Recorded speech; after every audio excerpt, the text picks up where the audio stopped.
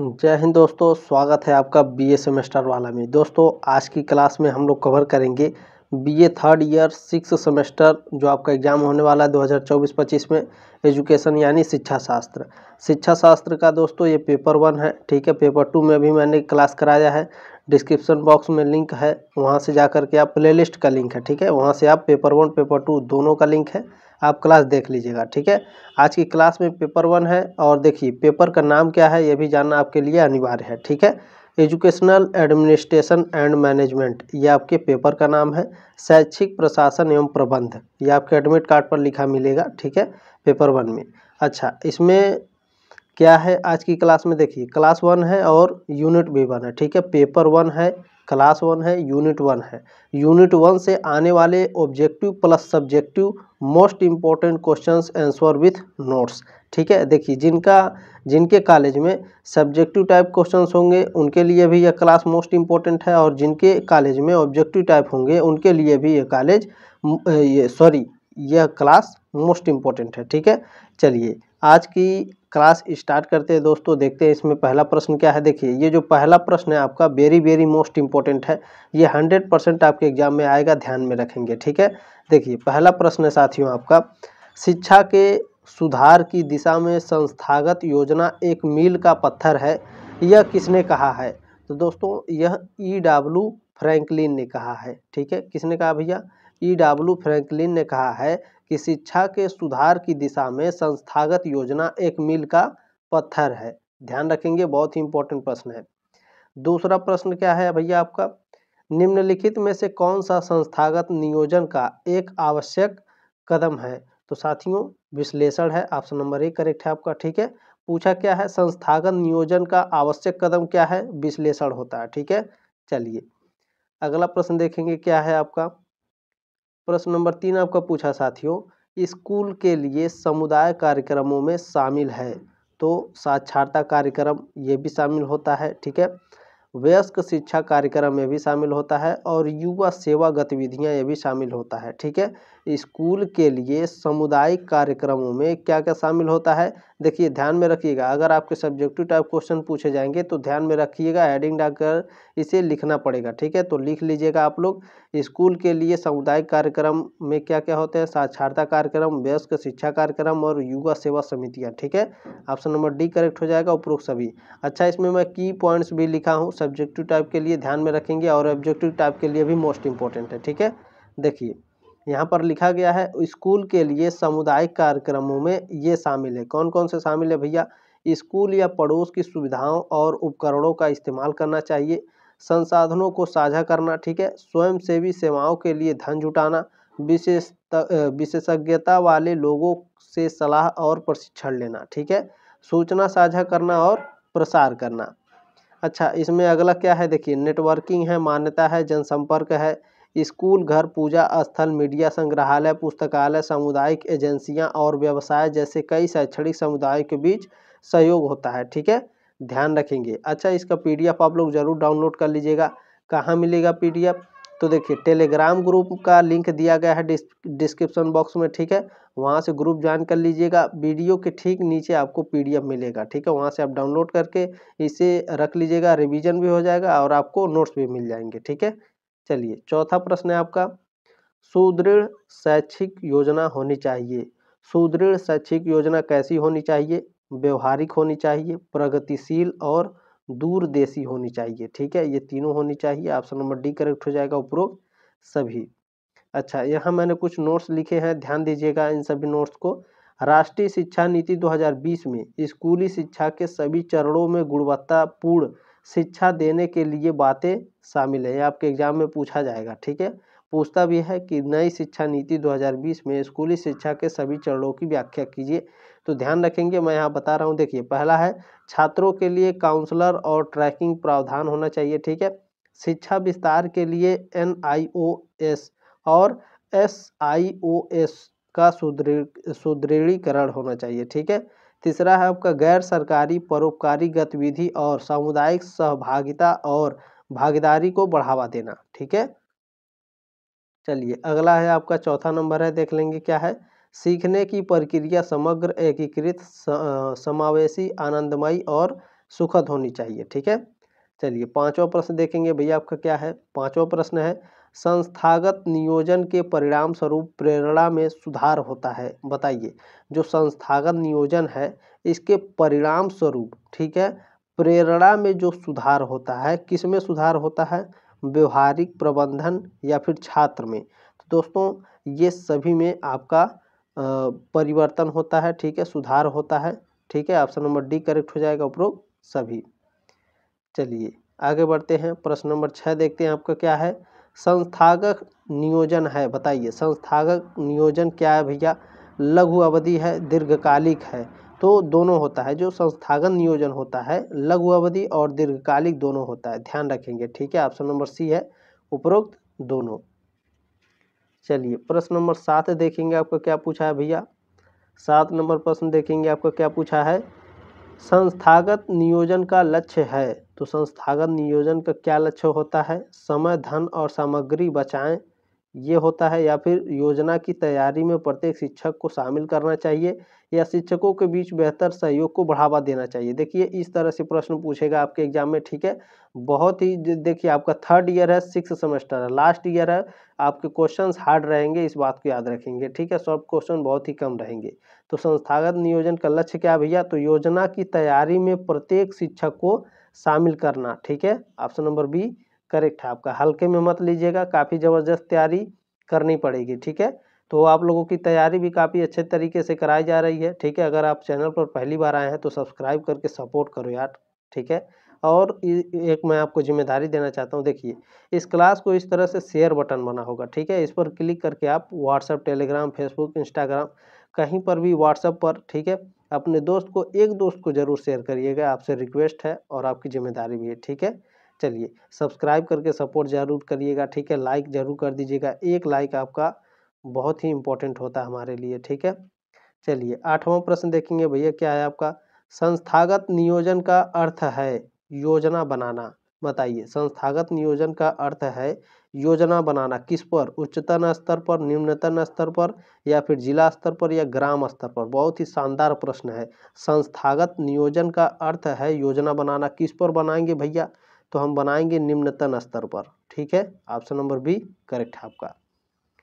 देखिए प्रश्न नंबर 9 क्या है, संस्थागत नियोजन को इस नाम से भी जाना जाता है। जो संस्थागत नियोजन है भैया, इसको दूसरा नाम क्या है। ठीक है, इस तरह से भी पूछ सकता है, संस्थागत नियोजन का दूसरा नाम क्या है, या फिर संस्थागत नियोजन को और किस अन्य नाम से जाना जाता है। ठीक है, तो ध्यान रखेंगे, जो अन्य नाम है जमीनी स्तर की योजना। ठीक है, संस्थागत नियोजन को जमीनी स्तर की योजना के नाम से जानते हैं। ठीक है, इस पॉइंट को याद रखेंगे। चलिए अगला प्रश्न देखेंगे भैया क्या है। प्रश्न नंबर 10 आपका पूछा है, संस्थागत योजना शिक्षा के सुधार की दिशा में एक मील का पत्थर है, यह किसने कहा। वेरी वेरी मोस्ट इंपॉर्टेंट है यह प्रश्न, मैंने शुरू में ही पढ़ाया। ठीक है, यहाँ पर भी टाइपिंग हो गया, कोई दिक्कत नहीं, पढ़ सकते हैं। देखिए यहाँ दूसरे तरह से, मतलब उसी प्रश्न को दूसरे तरह से टाइप करके यहाँ पर लिखा गया। देखिए संस्थागत योजना शिक्षा के सुधार की दिशा में एक मील का पत्थर है, यह किसने कहा है, तो E.W. फ्रैंकलिन ने कहा है। ठीक है, किसने कहा भैया, ये E.W. फ्रैंकलिन ने, ध्यान में रखेंगे। ठीक है, चलिए मैंने हिंदी और इंग्लिश दोनों में आपको नाम बता दिए ताकि आपकी परीक्षा में आए और आपका एक भी उत्तर गलत ना हो, और मैं होने भी नहीं दूंगा। चलिए प्रश्न नंबर 11 आपका पूछा है दोस्तों, शिक्षा में योजना बनाना एक अत्यंत महत्वपूर्ण गतिविधि है, क्योंकि यह शिक्षा में सुधार के सभी कार्यक्रमों का आधार बनती है। मात्रात्मक है, गुणात्मक है, या फिर दोनों है, तो दोनों है। ठीक है, देखिए शिक्षा में योजना बनाना, ठीक है, अत्यंत महत्वपूर्ण गतिविधि है, क्यों है, यह शिक्षा में सुधार के सभी कार्यक्रमों का आधार बनती है, मात्रात्मक और गुणात्मक का। ठीक है, ऑप्शन नंबर सी करेक्ट है आपका। चलिए काफ़ी अच्छे से समझ में आ गया होगा। प्रश्न नंबर 12 देखेंगे आपका क्या है भैया, शिक्षा में मात्रात्मक एवं गुणात्मक सुधार के सभी कार्यक्रमों का आधार है। बहुत ही मस्त प्रश्न है ये। तो शैक्षिक योजना है, क्या है, शैक्षिक योजना। जो मात्रात्मक एवं गुणात्मक सुधार होता है शिक्षा में, इसके कार्यक्रम का जो आधार होता है शैक्षिक योजना होता है। ठीक है, चलिए ध्यान में रखेंगे आप इस बात को। देखिए मैं आपको चारों जो ऑप्शन है यहाँ पर शैक्षिक योजना, विद्यालय योजना, संस्थागत योजना, इस तरह भी पढ़ा सकता हूँ। चलिए मैं इसी तरह से भी ट्राई करता हूँ, ठीक है, काफ़ी अच्छे से समझाने का प्रयास करेंगे। देखिए प्रश्न नंबर 13 आपका इसमें पूछा है, किसी संस्था विशेष द्वारा अपने विकास एवं सुधार के आधार पर तैयार की गई योजना कहलाती है?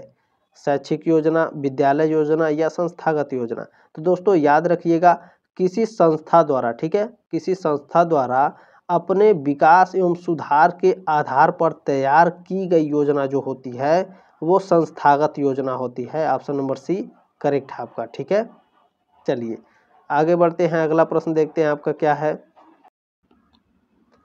प्रश्न नंबर 14 आपका पूछा साथियों, संस्थागत योजना का आधार बनता है ग्राम योजना पर, जिला योजना पर, राज्य योजना पर या फिर राष्ट्रीय योजना पर? तो संस्थागत योजना का जो आधार बनता है साथियों, यह जिला योजना पर बनता है। ऑप्शन नंबर बी करेक्ट है आपका। अगला प्रश्न देखेंगे क्या है। प्रश्न नंबर 15 है, किसी योजना की गुणवत्ता उसकी गुणवत्ता पर निर्भर करती है जो योजना तैयार करती है। बताइए, किसी योजना की गुणवत्ता उद्देश्य, प्रक्रिया, कार्रवाई या फिर सामग्री की गुणवत्ता पर निर्भर करती है जो योजना तैयार करती है। तो साथियों यह प्रक्रिया, ठीक है, प्रक्रिया की गुणवत्ता पर निर्भर करती है कि योजना तैयार करती है, ठीक है। किसी योजना की गुणवत्ता उस प्रक्रिया की गुणवत्ता पर निर्भर करती है जो योजना तैयार करती है, ठीक है। चलिए ऑप्शन नंबर बी करेक्ट है आपका। चलिए जब आप एग्जाम में बैठेंगे तो इसी तरह से आपके प्रश्न आएंगे, बिल्कुल कंफ्यूज करने वाले, ठीक है। तो जब भी आप प्रेजेंट टाइम में देख रहे हैं तो बहुत ध्यानपूर्वक देखिएगा सभी प्रश्नों को, ठीक है। प्रश्न नंबर 16 क्या है, योजना बनाने का अर्थ है किसी पाठ्यक्रम का प्रोजेक्ट करना, पूर्वानुमान लगाना, डिजाइन करना, बनाना या उसका खाका तैयार करना।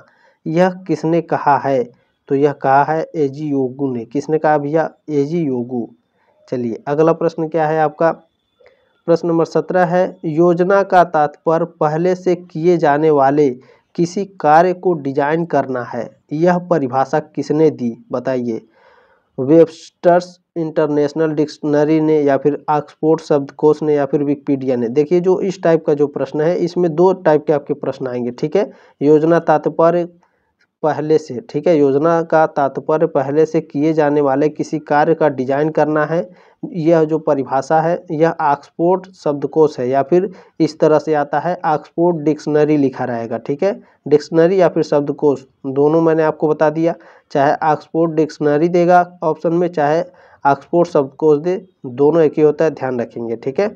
चलिए अगला प्रश्न देखेंगे आपका क्या है। प्रश्न नंबर 18 है, भारत में शैक्षिक योजना दृष्टिकोण अपनाने में विफल रही क्योंकि शिक्षा में जनशक्ति उत्पादन के हर क्षेत्र में बेरोजगारी तेजी से बढ़ रही है। तो जनशक्ति के कारण, ठीक है, ऑप्शन नंबर सी करेक्ट है आपका, यानी जनसंख्या, ठीक है। चलिए प्रश्न नंबर 19 क्या है आपका, भारत में नियोजन की अवधारणा, बताइए, भारत में नियोजन की अवधारणा 1937, 47 या फिर 1938 से पहले की है जब भारतीय राष्ट्रीय कांग्रेस ने राष्ट्रीय योजना समिति नियुक्त की थी। तो भारत में नियोजन की जो अवधारणा साथियों 1938 से पहले की है, ठीक है, जब भारतीय राष्ट्रीय कांग्रेस ने राष्ट्रीय योजना समिति नियुक्त की थी, ठीक है। अच्छा इसमें कुछ की पॉइंट्स है, ध्यान रखिएगा इन की पॉइंट्स को, इससे भी प्रश्न आएंगे आपके एग्जाम में। भारत के लिए राष्ट्रीय योजना विकास करने का पहला प्रयास 1938 में हुआ। उस वर्ष कांग्रेस के अध्यक्ष कौन थे भैया? सुभाष चंद्र बोस ने जवाहरलाल नेहरू अध्यक्षता में एक राष्ट्रीय योजना समिति की स्थापना की थी, ठीक है। चलिए उम्मीद है साथियों आपको समझ में आ रहा होगा। चलिए प्रश्न नंबर 20 क्या है, 1938 में किस कांग्रेस अध्यक्ष ने राष्ट्रीय योजना समिति का गठन किया? तो सुभाष चंद्र बोस जी ने, ठीक है। कब किया? 1938 में, दोनों याद रखेंगे, ऑप्शन नंबर सी करेक्ट है आपका। चलिए 21 नंबर प्रश्न क्या है, इनमें से किस दृष्टिकोण को सामाजिक नियोजन या सामाजिक विकास के लिए योजना के रूप में जाना जाता है? तो सामाजिक मांग दृष्टिकोण को, ठीक है, सामाजिक नियोजन या सामाजिक विकास के लिए योजना के रूप में जाना जाता है, ठीक है, सामाजिक मांग दृष्टिकोण को। चलिए ऑप्शन नंबर बी करेक्ट है आपका। अगला प्रश्न क्या है भैया, 22 नंबर प्रश्न है आपका, पेरिस में शैक्षिक योजना पर अंतर्राष्ट्रीय सम्मेलन किस वर्ष आयोजित किया गया था? तो 1968 में, ठीक है, 1968 में पेरिस में शैक्षिक योजना पर अंतर्राष्ट्रीय सम्मेलन आयोजित किया गया था, ठीक है। तो ये जो पेरिस में शैक्षिक योजना अंतर्राष्ट्रीय सम्मेलन हुआ था, इससे भी कई सारे प्रश्न आपके एग्जाम में आएंगे। की पॉइंट्स को देखिए, यहाँ पर पूछ सकता है आपको यूनेस्को की स्थापना कब हुई और इसका मुख्यालय कहाँ है, ठीक है। तो यूनेस्को की स्थापना 4 नवंबर 1945 को हुआ था। इसका मुख्यालय, ठीक है, यूनेस्को का मुख्यालय पेरिस फ्रांस में है। वर्तमान में यूनेस्को के 193 सदस्य और 11 सहयोगी सदस्य हैं, ठीक है। इन सभी की पॉइंट्स को याद रखेंगे, इससे प्रश्न आपके पूछे जाएंगे। प्रश्न नंबर 23 क्या है? उद्यम की सफलता सुनिश्चित करने के लिए शैक्षिक योजना आवश्यक है। शैक्षिक प्रशासन पर, उद्यम की सफलता सुनिश्चित करने पर, या फिर छात्रों के दृष्टिकोण को व्यापक बनाने पर, या फिर शिक्षकों के बीच बेहतर संबंध पे। तो उद्यम की जो सफलता सुनिश्चित करने के लिए जो शैक्षिक योजना बनाने की आवश्यकता है, उद्यम की सफलता को सुनिश्चित करने के लिए, ठीक है। ऑप्शन नंबर बी करेक्ट है आपका। अगला प्रश्न क्या है आपका? प्रश्न नंबर 24 है, संस्थागत योजना कार्यक्रमों की योजना और कार्यान्वयन पर जोर देती है, जैसे शिक्षण विधियों में सुधार पर, या फिर पाठ्यक्रम का संवर्धन पर, शिक्षकों की व्यावसायिक क्षमता में वृद्धि करना, या फिर उपरोक्त सभी होगा। तो यहाँ पर उपरोक्त सभी हो जाएगा दोस्तों, ठीक है।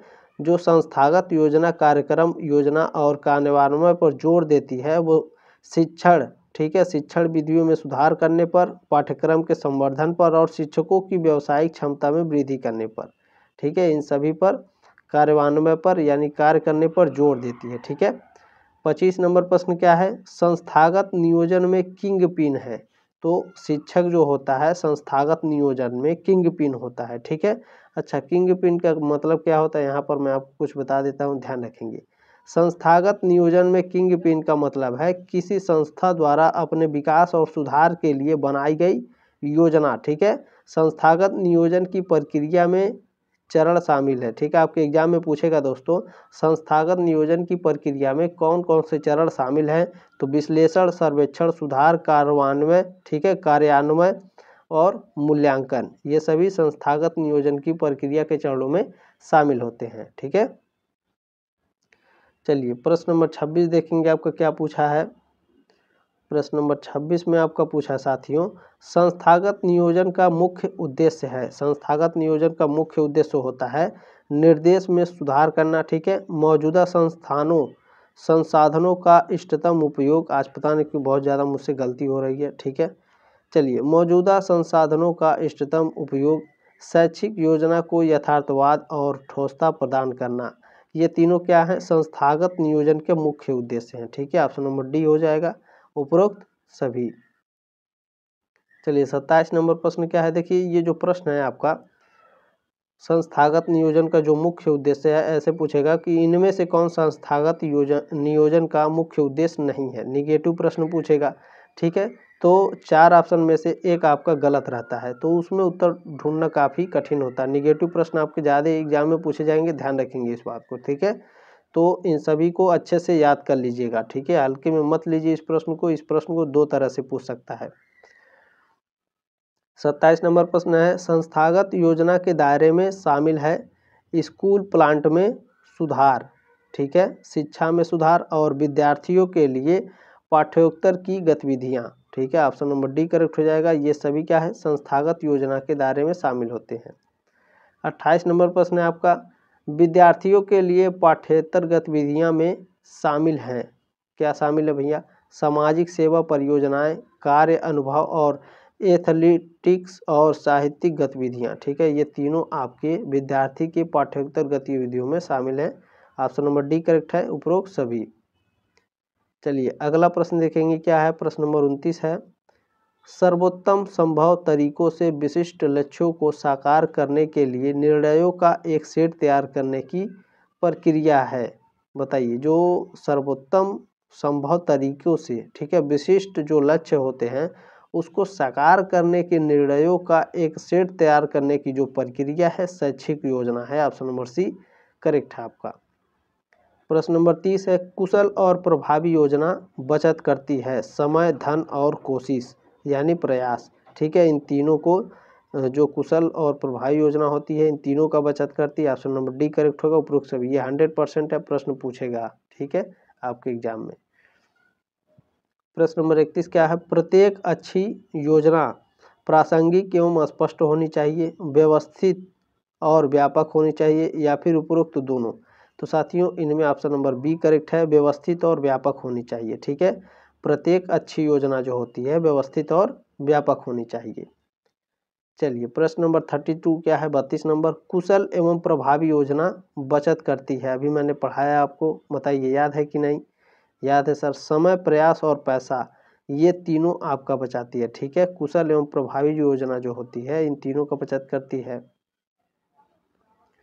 चलिए प्रश्न नंबर 33 33 नंबर, कुशल नियोजन योगदान देता है। जो कुशल नियोजन होता है वह प्रशासन की सहजता और आसानी पर, प्रशासनिक प्रक्रिया की दक्षता पर, उपलब्ध संसाधनों का सर्वोत्तम उपयोग पर, ठीक है, इन सभी पर कुशल नियोजन योगदान देता है। ऑप्शन नंबर डी करेक्ट है, उपरोक्त सभी। चलिए प्रश्न नंबर 34 क्या है आपका? शैक्षिक योजना किसके विकास के लिए सामान्य योजना की एक उप प्रणाली है? तो शैक्षिक योजना राष्ट्रीय विकास के लिए सामान्य योजना की एक उप प्रणाली है, ठीक है। ऑप्शन नंबर डी करेक्ट है आपका। प्रश्न नंबर 35 क्या है भैया? शैक्षिक प्रबंधन सामान्य प्रबंधन से भिन्न है। कैसे भिन्न है भैया? तो शब्दावली के प्रयोग पर, ठीक है, आवेदन की तकनीकों पर। ऑप्शन नंबर डी करेक्ट है, उपरोक्त दोनों, ठीक है। शैक्षिक प्रबंधन सामान्य प्रबंधन से भिन्न है शब्दावली के प्रयोग और आवेदन की तकनीकों के प्रयोग पर, ठीक है। प्रश्न नंबर 36 है, शैक्षिक निरीक्षण उस क्षेत्र में शैक्षिक पर्यवेक्षण से भिन्न है। कैसे भिन्न है भैया? तो निरीक्षण स्थिर लगता है जबकि पर्यवेक्षण दृष्टिकोण में गतिशील होता है, ठीक है। ऑप्शन नंबर ए करेक्ट है आपका। प्रश्न नंबर 37 आपका पूछा है, शैक्षिक पर्यवेक्षण का अर्थ है। शैक्षिक पर्यवेक्षण का अर्थ होता है शिक्षण अधिगम प्रक्रिया के विकास में सहायता करना और वह अनुशासन जिसके माध्यम से हम दूसरे के मामलों को नियंत्रित करते हैं, ठीक है। ऑप्शन नंबर सी करेक्ट हो जाएगा। ए और बी दोनों क्या है आपके? शैक्षिक पर्यवेक्षण के अर्थ हैं, ठीक है। अच्छा, ये भी आपके एग्जाम में पूछेगा, ठीक है, बहुत ही इंपॉर्टेंट प्रश्न है। शैक्षिक पर्यवेक्षण का प्राथमिक कार्य है, बताइए शैक्षिक पर्यवेक्षण का प्राथमिक कार्य क्या होता है भैया? तो नेतृत्व प्रदान करना और शिक्षण अधिगम में सुधार करना, ठीक है। अधिक धन उपलब्ध कराना तथा निरीक्षण में सुधार करना, ठीक है। अधिक धन उपलब्ध कराना तथा निरीक्षण में सुधार करना, अनुवर्ती कार्यवाही प्रदान करना और कार्यभार में सुधार करना, ये तीनों क्या हैं? शैक्षिक पर्यवेक्षण के प्राथमिक कार्य हैं, ठीक है। ऊपर के सभी आपके क्या हैं? करेक्ट है। प्रश्न नंबर 39 है, शैक्षिक पर्यवेक्षण का मुख्य केंद्र बिंदु है। तो मुख्य केंद्र बिंदु होता है भैया शैक्षणिक सेवा, ठीक है। शैक्षिक पर्यवेक्षण का मुख्य केंद्र बिंदु शैक्षणिक सेवा होता है। प्रश्न नंबर 40 क्या है आपका? अहस्तक्षेप प्रकार के शैक्षिक पर्यवेक्षण का अधिक संबंध है। तो व्यवस्था एवं अनुशासन बनाए रखना, ठीक है, व्यवस्था एवं अनुशासन बनाए रखना अहस्तक्षेप प्रकार के शैक्षिक पर्यवेक्षण का अधिक संबंध बनाए रखता है इससे, ठीक है। बेस्ट आंसर है आपका। प्रश्न नंबर 41 क्या है आपका? नियोजन में कितने बुनियादी चरण शामिल होते हैं? वेरी वेरी मोस्ट इंपॉर्टेंट है भैया, ठीक है। तो 7 बुनियादी चरण शामिल होते हैं आपके नियोजन में। अच्छा, 7 बुनियादी चरण कौन कौन से है सर, ये भी बता दीजिए। बिल्कुल बताएंगे। देखिए, नियोजन प्रक्रिया में ये बुनियादी चरण शामिल है, कौन कौन से? पहला है उद्देश्य को विकसित करना, दूसरा उद्देश्य को पूरा करने के लिए कार्यों को विकसित करना, तीसरा है जरूरी संसाधनों का निर्धारण करना, चौथा है समय रेखा बनाना, पांचवा है ट्रैकिंग और मूल्यांकन का निर्धारण करना। चलिए छठवां सातवां क्या है भैया? योजना को अंतिम रूप देना और टीम की योजना वितरित करना, ठीक है। चलिए प्रश्न नंबर 42 है, 42 नंबर, किसी संस्था विशेष द्वारा अपने विकास एवं सुधार के आधार पर तैयार की गई योजना कहलाती है। तो क्या कहलाती है भैया? शैक्षणिक योजना, स्कूल योजना, संस्थागत योजना। तो ये संस्थागत योजना कहलाती है। ठीक है, किसी संस्था विशेष द्वारा अपने विकास एवं सुधार के आधार पर तैयार की गई योजना संस्थागत योजना कहलाती है। चलिए अगला देखते हैं। अच्छा, इसमें कुछ मैंने नोट्स लिखे हैं, ये भी आपके एग्जाम में पूछेगा। यहाँ पर मैंने नियोजन के प्रकार लिखे हैं। नियोजन के 4 प्रकार होते हैं: अवधि के आधार पर, प्रकृति के आधार पर, स्तर के आधार पर और महत्व के आधार पर। ठीक है, मैंने 4 प्रकार बताए हैं, इन चारों को याद कर लीजिए, आपके एग्जाम में पूछेगा। सब्जेक्टिव वाले ध्यान देंगे और ऑब्जेक्टिव वाले भी। ठीक है, अच्छा इसमें ऑब्जेक्टिव प्रश्न कैसे पूछेगा सर? इसमें पूछेगा इनमें से कौन नियोजन का प्रकार नहीं है। ठीक है, निगेटिव प्रश्न में आपके पूछेगा। तो चारों को जब याद रहेगा, ठीक है, तभी आप बता पाएंगे, तो ध्यान रखेंगे।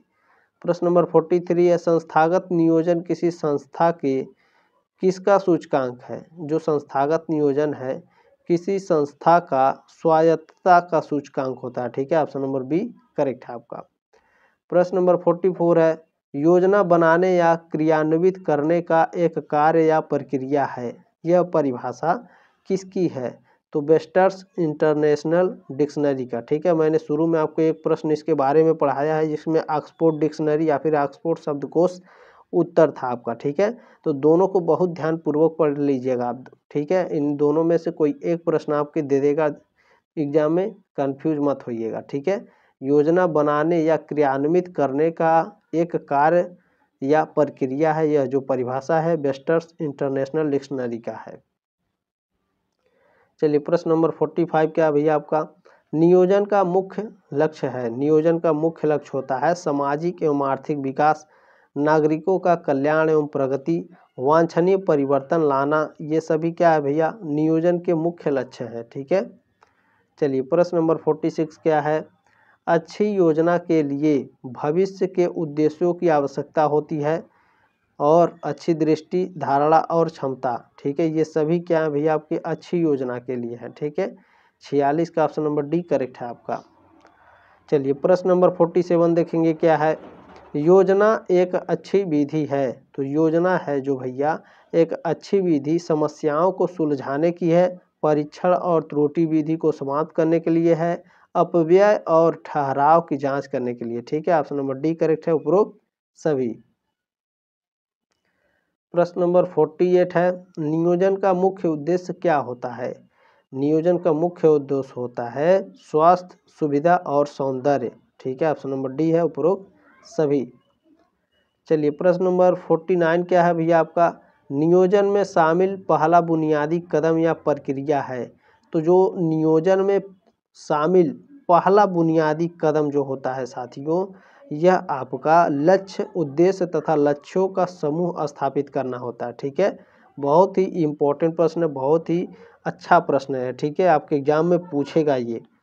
चलिए प्रश्न नंबर 50 क्या है भैया आपका? नियोजन में अंतिम चरण या प्रक्रिया है, बताइए नियोजन का अंतिम चरण या फिर अंतिम प्रक्रिया क्या होता है? तो सहायता और बाधाओं का निर्धारण करना। ठीक है, ऑप्शन नंबर डी करेक्ट है आपका। उम्मीद है साथियों आपको जानकारी अच्छी लगी होगी। मैंने जो आपको जिम्मेदारी दी है बखूबी निभाइएगा। इस क्लास को शेयर कर दीजिएगा ताकि भारत में जितने भी यूनिवर्सिटी हैं जिनका भी एग्जाम शिक्षा शास्त्र में 6 सेमेस्टर में दोस्तों, ये जो मैंने पेपर का नाम बताया है, ठीक है, ये पेपर का नाम है, अगर तो इस क्लास को सभी लोग देख सकते हैं। ठीक है, तो ज़रूर शेयर करिएगा, ये आपकी जिम्मेदारी है। सब्सक्राइब करके मुझे सपोर्ट करिए आप लोग। ठीक है, चलिए मिलते हैं नेक्स्ट क्लास में, तब तक के लिए जय हिंद, वंदे मातरम।